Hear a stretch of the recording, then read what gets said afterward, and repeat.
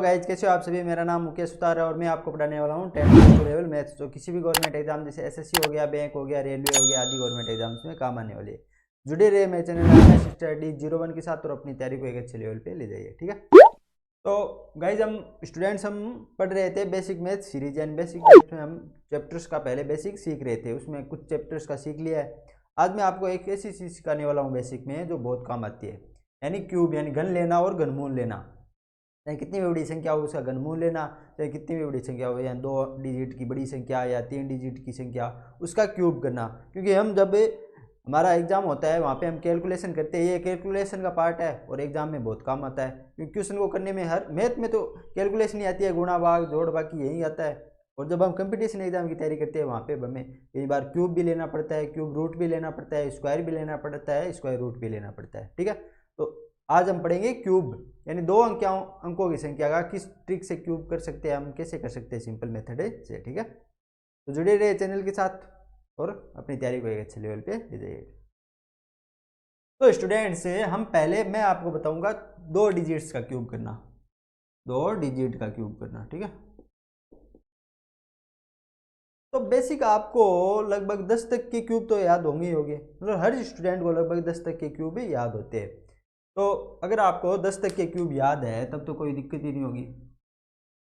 जैसे 1 का क्यूब कितना होता है, 1 होता है। 2 का क्यूब कितना होता है, 8 होता है।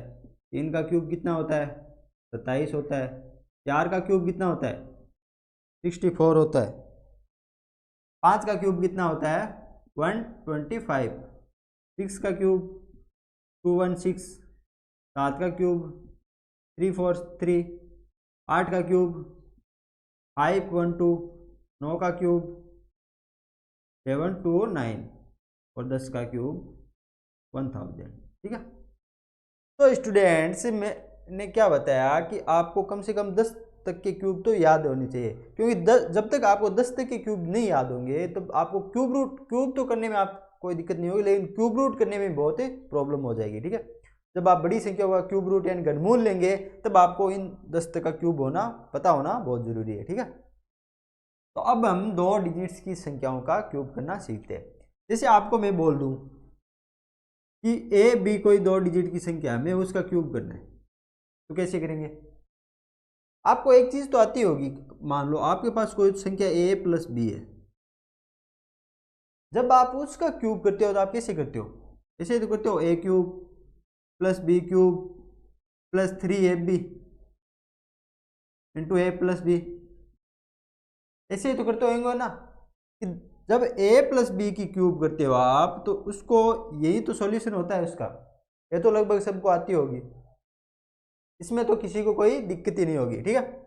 तो अगर हम इसको ऐसे लिख सकते हैं क्या, a क्यूब प्लस, जब हम इन दोनों को कोष्टक को हटाएंगे, दोनों को अलग अलग लिखेंगे तो क्या बन जाएगा, पहला क्या बनेगा 3a² b, फिर क्या बनेगा 3ab² प्लस क्या बन जाएगा b क्यूब।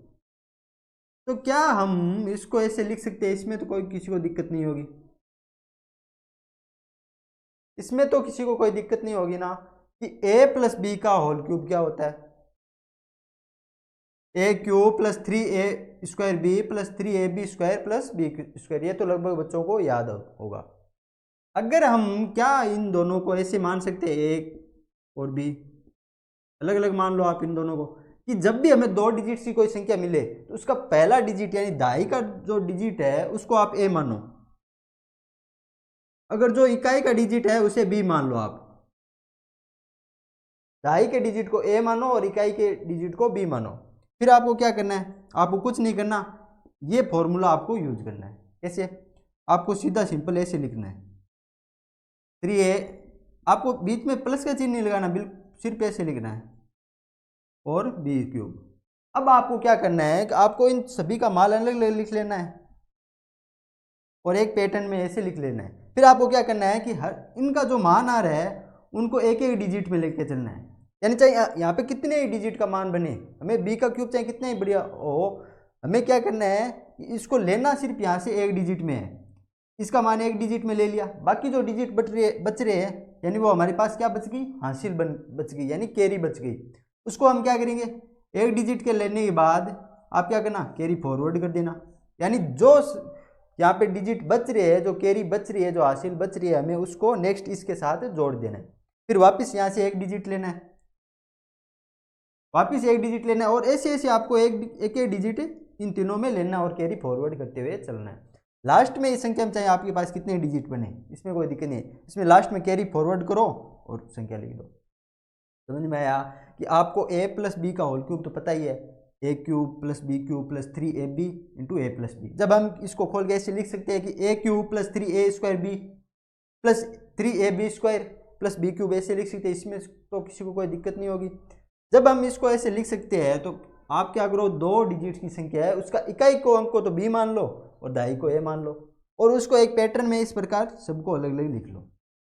जोड़ना कुछ इसकी तरह जोड़ना नहीं है, बस आपको ऐसे लिखना है इसकी तरह, ऐसे यहाँ पे ए क्यूब आ गया, यहाँ पे 3a स्क्वायर बी आ गया, यहाँ पे 3ab स्क्वायर आ गया, यहाँ पे 3b क्यूब आ गया। ठीक है, आपको इसमें पैटर्न में जोड़ लिख लेना है, फिर आपको क्या करना है, एक एक डिजिट लेके चलना है और आगे कैरी फॉरवर्ड करते हुए चलना है।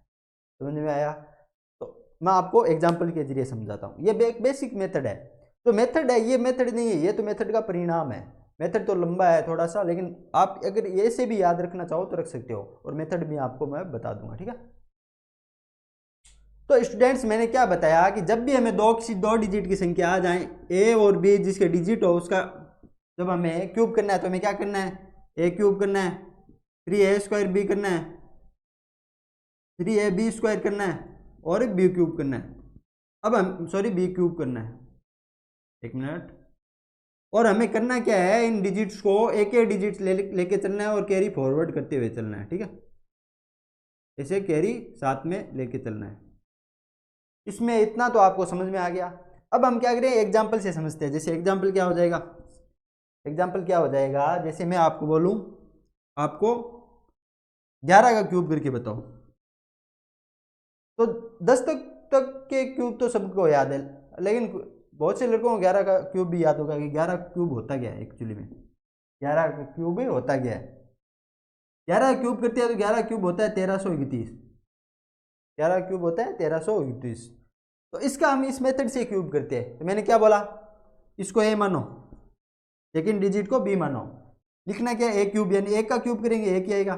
फिर क्या लिखना है, 3a स्क्वायर बी, यहाँ पे एक का स्क्वायर करो, उसको b से गुणा करो, एक ही आएगा, वापिस 3 से गुणा करो, 3 ही आ रहा है। फिर क्या करना है, 3ab स्क्वायर, इसको वापस सेम मेथड से बनाओ, 3 से गुणा करो, दोनों का स्क्वायर करो, एक ही आना है, यहाँ पे भी 3 आ गया।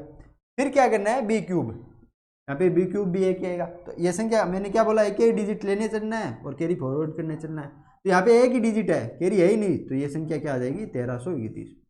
तो ऐसे हम आंसर निकाल सकते हैं। ठीक है, अब आप कितनी बड़ी संख्या का क्यूब निकाल सकते हैं। जैसे एग्जाम्पल 17 का आपको अगर क्यूब निकालना है, लगभग बच्चों को 11-12 तक के क्यूब याद रहते हैं, नहीं याद रहता यार, कितने चीज़ें याद करेंगे, कितने स्क्वायर याद करोगे आप, कितने स्क्वायर रूट याद करोगे, कितने क्यूब याद करोगे, कितने क्यूब रूट याद करोगे, कितने आप ट्रिक्स याद करोगे, नहीं याद रहता। अगर ट्रिक की याद थोड़ी बहुत रह जाती है, लेकिन ये सब चीज़ें याद नहीं रहती। बेसिक लगभग 11-12 तक की याद ही रहता है। अगर आपको 17 का क्यूब करना हो तो आप क्या करोगे, वही प्रॉब्लम होगी। तो आपको क्या करना है, मेथड अपनाना है। ए क्यूब कितना हो जाएगा, ये हमारे पास ए आ रही है, ये बी आ रही है, ए क्यूब कितना हो जाएगा, एक हो जाएगा। ए स्क्वायर कितना हो जाएगा, ए स्क्वायर एक ही हो जाएगा, और उसको बी से गुणा करेंगे कितना हो जाएगा, 7 आ जाएगा। 7 को वापस 3 से गुणा करें, 7×3=21 आ रहा है यहाँ पे। फिर हमें क्या करना है, 3ab स्क्वायर करना है। अब बी स्क्वायर, यहाँ पे बी की वैल्यू 7 है, उसका स्क्वायर 49 हो जाएगा, उसको 1 से गुणा करेंगे 49 आएगा, वापस 3 से गुणा करेंगे कितना बन जाएगा, ये 147 बन जाएगा। ठीक है, अब हमें क्या करना है, बी क्यूब करना है। आपको पता है बी क्यूब, तो मैंने क्या कहा, 10 तक के क्यूब आपको लगभग याद रखने पड़ेंगे। 7 का क्यूब कितना है, 343। ठीक है, फिर मैंने क्या कहा कि एक एक डिजिट लेते चलो और आगे कैरी फॉरवर्ड करते चलो। यहाँ से 3 आ जाएगा, ठीक है। फिर यहाँ से क्या आएगा, यहाँ से ये 34 यहाँ पे आ जाएगा, तो ये कितनी बन जाएगी, 4 और 7 11 बन जाएगी। तो 11 का एक तो यहाँ पे आ जाएगा, और बाकी आगे कैरी फॉरवर्ड करके आगे में जोड़ देंगे। तो यहाँ से 11 का एक आ गया, और 4 3 7 17 बन रहे हैं, और एक 18, तो ये 18 यहाँ पे आ जाएगा। अब हमें क्या करना है, इन दोनों को जोड़ना है। इन दोनों में से 8 और 1 से 9 यहाँ पे आ गया और ये 3 यहाँ पे चला गया। अब हमें क्या करना है, 3 और 4 1, तो हमारे पास 17 क्यूब क्या आ जाएगा, 4913। क्या 17 क्यूब 4913 है? एक मिनट बस मैं आपको बताता हूँ। तो आप यहाँ पे देख सकते हो कि 17 क्यूब क्या है, 4913 जो हमारे पास आ रहा है। ठीक है, समझ में आया? तो आप ऐसे क्यूब निकाल सकते हो। ठीक है, अब मैं आपको एक दो एग्जांपल और करके बता देता हूँ। बड़ी संख्या का एग्जांपल करते हैं। जैसे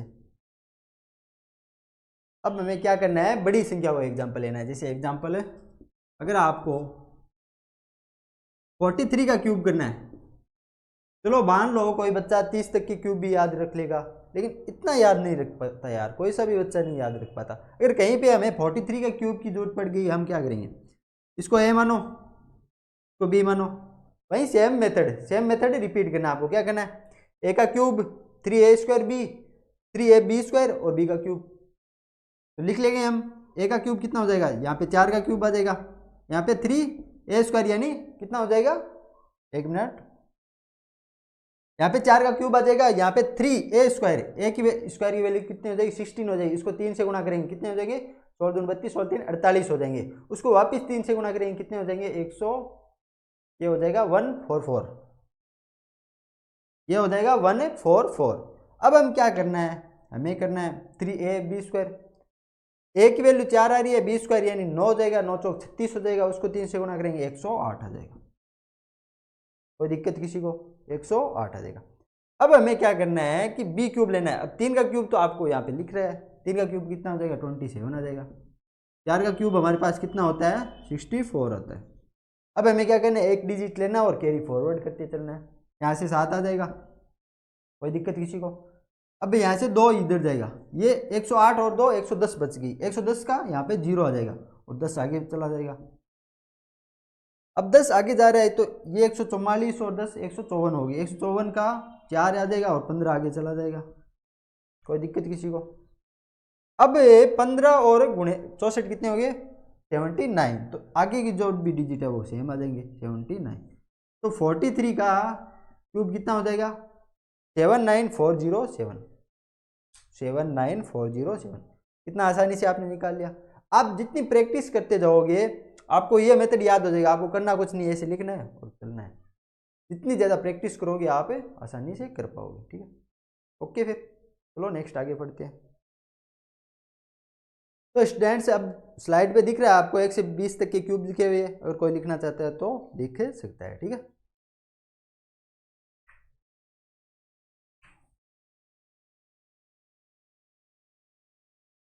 आपको अगर 1 से 20 तक के क्यूब याद होते हैं तो बहुत अच्छी बात है आपको, लेकिन लगभग क्वेश्चनों में 1 से 20 तक की क्यूब की ही जरूरत पड़ती है, हमें ज़्यादा बड़े क्यूब की जरूरत नहीं पड़ती। ये तो सिखाना है कि कहीं भी अगर आ जाए तो आप कैसे करोगे, लेकिन जरूरत हमें 1 से 20 तक की ही पड़ती है, ज़्यादा से ज़्यादा 1 से 25 तक है। अगर आप उतने याद कर लोगे तो आपको किसी ट्रिक की जरूरत ही नहीं पड़ेगी। ठीक है, नेक्स्ट, अब हमारा मेथड क्या कहता है। ये मेरा मेथड था, मैंने इसको सिंपली बता दिया कि जब भी मेथड यहीं आएगा घूम के, मैंने बता दिया कि आप इतना याद रखिए, आपको एक्स्ट्रा कुछ याद रखने की जरूरत नहीं है। मेथड क्या कहता है, वही मेथड है कि ए बी का क्यूब क्या होगा जब कोई दो संख्याएं एक और बी के रूप में हो। तो मेथड क्या कहता है कि हमें ए का स्क्वायर करो पहले, ठीक है, अब क्या करो, बी का स्क्वायर करो, ए का स्क्वायर करो, बी का स्क्वायर करो। ठीक है, आपको क्या करना है, आपको लिखना है पहले ए का क्यूब करना है, फिर आपको क्या लिखना है कि जो हमारे पास ये ए स्क्वायर है उसको क्रॉस मल्टीप्लाई करो, इसको इससे क्रॉस करो, तो क्या बन जाएगा, a² बी बन जाएगा। अब क्या करो, इसको इससे क्रॉस करो तो क्या बन जाएगा, ab² बन जाएगा। अब आपको क्या करना है, बी का क्यूब। ठीक है, ये मेथड है, सिंपल मेथड ये है। अब आपको क्या करना है, इन जो जो बीच वाली वैल्यू है इनको 2 गुना करना है, बीच वाली वैल्यू को 2 गुना करते, तो ये कितनी हो जाएगी, 2a² बी हो जाएगी, यहाँ पे 2ab² हो जाएगा। अब आपको सभी को जोड़ के वापस लिख लेना है, तो यहाँ से क्या आ जाएगा, b³ आ जाएगा, यहाँ से ab² और 2ab² कितना बन जाएगा, 3ab²। यहाँ से a² b और 2a² b कितना बन जाएगा, 3a² b। ठीक है, यहाँ से a³ आ जाएगा। इतने में तो किसी को दिक्कत नहीं होगी, आप समझ ही होगे। आपको बस मेथड क्या कहता है कि यहाँ से आप स्क्वायर करो और इसको ऐसे लिखो, डबल करो, जोड़ो और ऐसे लिख दो। मैंने क्या बताया था? मैंने क्या बताया था कि आपको इतना करने की जरूरत ही नहीं, आप इतना याद रखो। बस आपको क्या करना है, ए क्यूब लेना है। आपको याद क्या रखना है कि ए प्लस बी का होल स्क्वायर क्या कहता है, कि ए प्लस बी का होल क्यूब क्या कहता है कि ए का cube plus 3a² B plus 3ab² plus B का क्यूब, या फिर ए प्लस बी का होल क्यूब क्या कहता है, इस पर यहाँ पे लिखा हुआ है कि ए प्लस बी का होल क्यूब क्या कहता है कि a cube plus b cube plus 3ab into a plus b. जब हम उसको सोल्व करके एक ऐसे फॉर्म में लिख सकते हैं, हम उसको सोल्व करके एक ऐसे फॉर्म में लिख सकते हैं। अगर आप ऐसे फॉर्म में नहीं लिखोगे तो आपका आंसर गलत आएगा। क्यों आएगा? क्योंकि डिजिट्स उल्टे पुल्टे हो जाएंगे और आंसर गलत आ जाएगा। आपको ये फॉर्म बनाना जरूरी है। ये फॉर्म इससे ऐसे बनता है, इसलिए इसका रिजल्ट ये आ रहा है। मैंने तो सीधे बता दिया कि आप ऐसे याद रख सकते हो, ठीक है, तो आपको कोई तकलीफ नहीं होगी। आप मैंने एग्जाम्पल समझा दिया, आपको मेथड समझा दिया। सेकेंड मेथड क्या है? सेकेंड मेथड हम रेशियो से निकालना सीखेंगे, यानी 2 डिजिट का रेशियो से कैसे क्यूब निकाल सकते हैं हम। रेशियो से यानी अनुपात से, रेशियो या फिर अनुपात से, ठीक है। तो रेशियो से हम कैसे क्यूब निकाल सकते हैं? आपको पता है रेशियो से हम कैसे क्यूब निकाल सकते हैं? आपको क्या करना है कि कोई भी आप जैसे एग्जांपल, अगर हमें एक मिनट, अगर एग्जांपल मैं बोलूं आपको 14 का क्यूब निकालो, 14 का क्यूब निकालो, तो आपको क्या करना है? आपको सिंपल क्या करना है कि इसको ए मान लेना है और इसको बी मान लेना है, और लिख चलना कैसे, ए रेशियो बी। फॉलो क्या करना है? ए रेशियो बी में चलना है। आपको क्या फॉलो करना है? ए रेशियो बी करना है। आपको क्या करना है? पहले इसका 1:4 लिखना है, 2 पैटर्न में लिखना है, वापिस 1:4 लिखना है, ठीक है। अब आपको क्या करना है? इसका क्यूब करना है और यहाँ से इसका क्यूब करना है। इसका क्यूब कितना आ रहा है? 1 आ रहा है, यहाँ से 64 आ रहा है। अब आपको देखना है कि ये कितना गुणा हो रहा है, तो इसको ये 1 से 1 ही गुणा हो रहा है, तो इसको 1 गुणा कर दो, 4 आ जाएगा। ये 4 16 गुणा करने पर 64 आता है, तो इसको 16 गुणा कर दो, कितना आ जाएगा? 16 आ जाएगा। अब आपको क्या करना है? इसको 1 लिख दो, या फिर इसको 1 लिख दो, इसको 2 गुणा कर दो। 1 मिनट, आप पहले ये कर लो कि इसको डबल कर दो, तो 4 का 8 हो जाएगा, इसको और 2 गुणा कर दो, 32 हो जाएगा। अब आपको क्या करना है कि सेम वही मेथड, यहाँ से 64 आ जाएगा, इसको दोनों को जोड़ दो, 16 और 32 48, इन दोनों को 8 और 4 12 और 1। अब आपको क्या करना है? वही मेथड वापस एक डिजिट में लेके चलना है और कैरी फॉरवर्ड करना चलना है। तो आप इससे क्या समझ रहे हो कि रेशियो में भी फाइनल आंसर वही आ रहा है, वो करने का तरीका अलग है। इतनी दूर तक आप समझोगे कि रेशियो अलग है, फिर आप देखोगे ये तो सेम ही आ रहा है। तो मैंने क्या बोला था कि जब भी आपको क्यूब करना है तो बेसिक एक मेथड याद रखो। आप जब एक मेथड से हमेशा करोगे ना सॉल्यूशन, कहीं पे भी क्वेश्चन आएगा, अपना एक मेथड फिक्स रखोगे कि मुझे इसी मेथड से करना है, प्रैक्टिस करते रहोगे, तो आपको उस मेथड, वो चाहे कितना ही लंबा हो, अगर छोटा हो चाहे लंबा हो, वो सारा मेथड आपको दिमाग में फिट हो जाएगा और आप खुद को ईजी लगने लगेगा। आप हर बार उसका प्रैक्टिस करोगे, आपके आंसर भी उससे ही जल्दी आएंगे। आप चाहे इस मेथड को पकड़ लो चाहे उसको पकड़ लो, एक मेथड से प्रैक्टिस करो, आपके आंसर इजीली आ जाएंगे, ठीक है। तो यहाँ से कितना आ जाएगा? ये 4 आ जाएगा, 6 यहाँ पे गया कैरी फॉरवर्ड, तो 48 और 6 कितना हो जाएगा? 54 हो जाएगा। 54 का वापस 4 आ जाएगा, यहाँ पे कितना गया? 54 का 4 गया, तो ये आ गया 5 यहाँ पे कैरी, 12 और 5 17 का 7 आ जाएगा, यहाँ पे 1 गया, 1 और 1 2 हो जाएगा, तो 2744 हो रहे। क्या 14 का क्यूब 2744 है? 1 मिनट, यहाँ पे देख सकते हो आप, 14 का क्यूब कितना है? 2744, ठीक है। आपको कोई दिक्कत नहीं होगी, मैंने 2 मेथड से बता दिया आपको क्यूब करना, सिंपल मेथड से और रेशियो मेथड से। रेशियो मेथड सबको समझ में आ गया। अब 1-2 एग्जांपल और मैं करवाता हूँ आपको, ठीक है। तो आपको समझ में आया कि हम 2 डिजिट्स की संख्या क्यूब कैसे कर सकते हैं। 2 मेथड बता दिया मैंने आपको, एक सीधा मेथड और एक रेशियो वाला मेथड, ठीक है। जैसे अब एग्जाम्पल करते हैं, हमारे पास 2 एग्जाम्पल है, हम उनको 2 मेथड से करेंगे। पहला 26 का क्यूब है। 26 का क्यूब हमें कितना दे रखा है? 17576, 17576। तो अब हम उसको पहले मेथड से करेंगे। मैंने क्या बोला था? इसको ए मान लो, इसको बी मान लो। आपको करना कुछ नहीं है, ए का क्यूब, 2 का क्यूब कितना हो जाएगा? 8 हो जाएगा। 3a² बी, a² कितना हो जाएगा? 2 का स्क्वायर 4, इसको बी से करेंगे तो 6 चौक 24 हो जाएगा, उसको 4 से वापस 3 से करेंगे 72 हो जाएगा, ठीक है। अब क्या करना है 3ab², तो b² कितना हो जाएगा 36 हो जाएगा, उसको 2 से करेंगे 72 हो जाएगा, वापस 3 से करेंगे कितना हो जाएगा, ये हो जाएगा 216, 216 आ रहा है। अब हमें क्या करना है कि b³ लेना है, तो b³ 6 का क्यूब कितना हो जाएगा, मैंने बताया था 1 से 10 तक का क्यूब आपको याद रखना है, वापस b³ 216 ही होता है, ठीक है। अब आपको क्या करना है एक डिजिट लेना और कैरी फॉरवर्ड करते चलना है, यहाँ से 1 आ जाएगा, फिर 21 है इधर जाएगा, ठीक है। तो ये कितना 6 और 1 7 आ जाएगा यहाँ पे, फिर 21 और 2 23 यहाँ पे चला जाएगा, ये मिलकर 3 और 2 5 आ जाएगा, और 2 7 और 2 यहाँ पे चले जाएगा, और 8 और 9 17 आ जाएगा। तो आ गया ना हमारे पास आंसर 17,573। बहुत सिंपल था, आपको कुछ करने की जरूरत नहीं पड़ी, आप कितना हेडिक हुआ ही नहीं, आप इजीली इसका क्यूब कर पाए। अब आपने क्या याद रखा कि हमें करना क्या, बस a³ 3a² भी यहाँ पे रखना है, 3ab² रखना है, और हमें लास्ट में b³ करना है। हमें इस पहले इन सब का ऐसे करना है, फिर एक डिजिट लेना है और कैरी फॉरवर्ड करते हुए चलना है, ठीक है, समझ में आ गया। नेक्स्ट में एग्जांपल क्या है कि 56 का क्यूब हमें दे रखा है, 56 का क्यूब निकालना है। अब इसको रेशियो से निकालेंगे, रेशियो क्या बन जाएगा 5:6 बन जाएगा, और इधर वापस 5:6 बन जाएगा, ठीक है। फिर मैंने क्या कहा दोनों तरफ रेशियो को क्यूब ले लो, इसका क्यूब कर दो, इसका क्यूब कर दो, कितना हो गया ये 125, कितने गुना हो रहा है 25 गुना, इसको 25 गुना कर दो, कितना हो जाएगा 150 हो जाएगा। यहाँ पे कितना है 216, कितना गुना हो रहा है 36 गुना, इसको 36 गुना करो 180 हो जाएगा, ठीक है, इतना समझ में आ गया। अब इन दोनों का डबल करना है, इसका डबल कितना हो जाएगा 300 हो जाएगा, यहाँ पे 360 हो जाएगा। अब सभी को जोड़ दो, ये 216 आ रहा है, यहाँ पे 8 3 54, यह हो जाएगा 540, ठीक है। फिर इतना यहाँ से कितना आ रहा है 450 आ रहा है, यहाँ से 125 आ रहा है।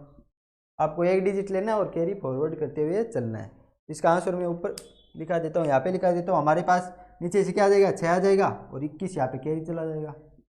अब 0 और 1 आ जाएगा, और 56 यहाँ पे कैरी चला जाएगा, 0 और 6 से 6 आ जाएगा, और 50 यहाँ पे कैरी चला जाएगा, और 125 और 50 175 हो जाएंगे। तो हमारे पास आंसर क्या है 175 616, यहाँ पे क्या दे रखा है 175 616।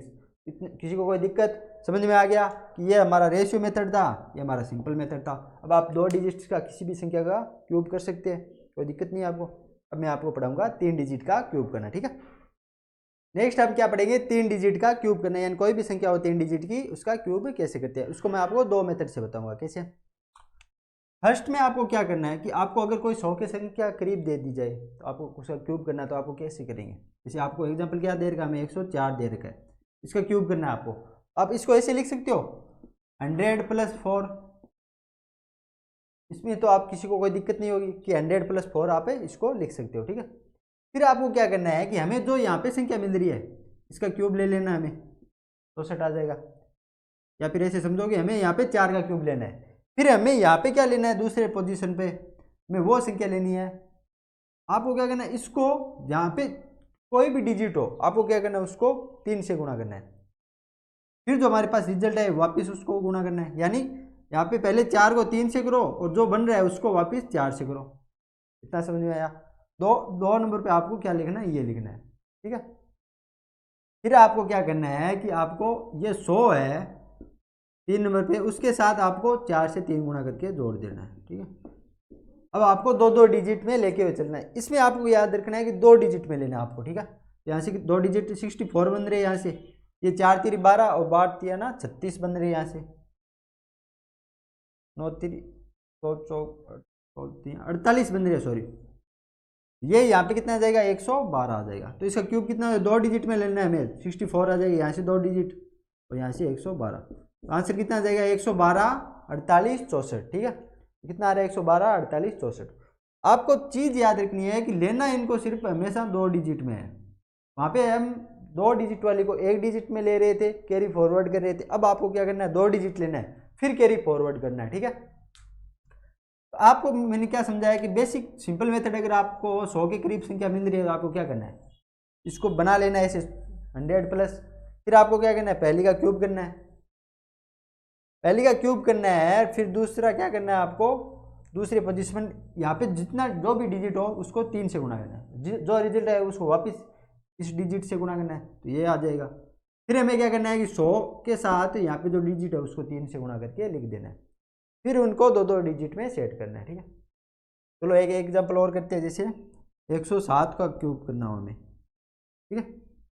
इसका क्यूब क्या करेंगे, तो हम 107 को क्या लिख सकते हैं, 100 + 7 लिख सकते हैं, 100 + 7 लिख सकते हैं, इसमें तो किसी को कोई दिक्कत नहीं। इसका क्यूब करना है तो हमें क्या करना है, हमें पहले 7 का क्यूब करना है, तो कितना हो जाएगा, 343 हो रहा है यहाँ पे, ठीक है।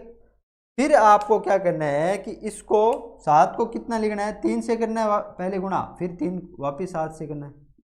फिर आपको क्या करना है कि 100 को जोड़ना है 7 को 3 से गुणा कर। अब दो डिजिट लेने चलना है, यहाँ से कितना मिल जाएगा, 7 को 3 से करेंगे 21 को 7 से करेंगे तो कितना हो जाएगा, 147 आ रहा है यहाँ पे। तो यहाँ से दो डिजिट क्या आ जाएंगे हमारे पास, 43 आ जाएगा, 3 यहाँ से कैरी चला जाएगा, 147 और 3 150 हो जाएंगे, 150 से 50 यहाँ पे आ जाएगा और एक कैरी चला जाएगा यहाँ पे। अब हमारे पास 100 + 21 121 बन रहा है और एक कैरी 122 हो जाएगा, ठीक है। तो आपको समझ में आया कि 107 का क्यूब हमारे पास कितना आ गया, 122 50 43, ठीक है। ओके, समझ में आ गया आपको फर्स्ट मेथड कैसे करना है, आपको क्यूब 3 डिजिट संख्याओं का अगर वो 100 के करीब है तो कर सकते हो आप, ठीक है। फिर अब हम क्या करेंगे, 3 डिजिट की संख्या क्यूब करने का सेकेंड मेथड पढ़ेंगे, ठीक है। अगर आपको कोई स्टूडेंट XYZ के रूप में 3 डिजिट की कोई संख्या दे दे, उसका क्यूब आप कैसे करोगे। तो यहाँ पे एक चीज याद रखना कि एग्जाम में इतनी बड़ी संख्या नहीं आएगी 3 डिजिट से बड़ी, या फिर जैसे आपको अगर 4907 का क्यूब, इतना बड़ा कोई नहीं पूछता, इतना कर भी नहीं सकते, इतना टाइम भी नहीं मिलता, या फिर 953 इतना बड़ा भी कोई पूछ नहीं पाता। लगभग कितना पूछते हैं, या तो 2 डिजिट का आता है या फिर 200 तक की संख्या हो आता है। तो आपको क्या करना है स्टूडेंट्स, जब भी हमें 3 डिजिट में कोई संख्या मिल रही है, अगर हमें 3 डिजिट में कोई संख्या मिल रही है उसका क्यूब करना है, आपको क्या करना है कि पहले जो हमारा डिजिट है उसको A मान लेना है, फिर हमें क्या करना है कि लास्ट के 2 डिजिट बच रहे हैं उनको साथ में जितनी संख्या बन रही है उसको B बना लेना है। फिर आपको क्या करना है, हमें वही सिंपल मेथड 2 डिजिट वाला पहला मेथड क्या था, A³ 3A² B 3AB² और B³ मैंने 3 डिजिट संख्याओं का सिंपल मेथड क्या बताया था, यही तो बताया था कि मैंने बताया था कि पहले संख्या इस रूप में लिख लो, फिर आपको एक डिजिट लेके चलो और कैरी फॉरवर्ड करते चलो। लेकिन आपको इसमें क्या याद रखना है कि आपको इसमें अब 2 डिजिट लेना है, आपको जो भी आपके पास परिणाम बन रहा है उसको 2 डिजिट में लेना है, वापस यहाँ से 2 डिजिट, यहाँ से 2 डिजिट, और यहाँ पे जितने बच्चे उतने, ठीक है। अगर आप 3 संख्याओं का क्यूब कर रहे हो इस रूप में तो आपको इस परिणाम से 2 डिजिट लेके चलना है, फिर कैरी फॉरवर्ड करना है। समझ में आ गया, जैसे एग्जांपल से समझाता हूँ। हम पहले उसी का एग्जांपल लेते हैं, जैसे 104 का आपको क्यूब करना है, तो मैंने क्या बोला, पहला डिजिट को A मान लो, इसको दोनों को मिलाकर B मान लो, ठीक है। हमारे पास A की वैल्यू 1 है और B की वैल्यू 0,4 है, 0,4 को चाहे 4 ले लो चाहे 0,4 ले लो, कोई फर्क नहीं पड़ता। तो यहाँ से A क्यूब कितना आ जाएगा, 1 आ जाएगा, A का क्यूब 1 ही होता है।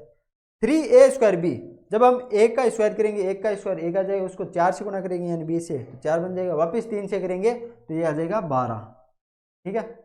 फिर हम क्या करेंगे, 3AB² बन रहा है हमारे पास, तो 3B² कितना हो जाएगा, 4 का स्क्वायर 16, उसको 1 से करेंगे 16 और उसको 3 से करेंगे 48 आ जाएगा, ठीक है।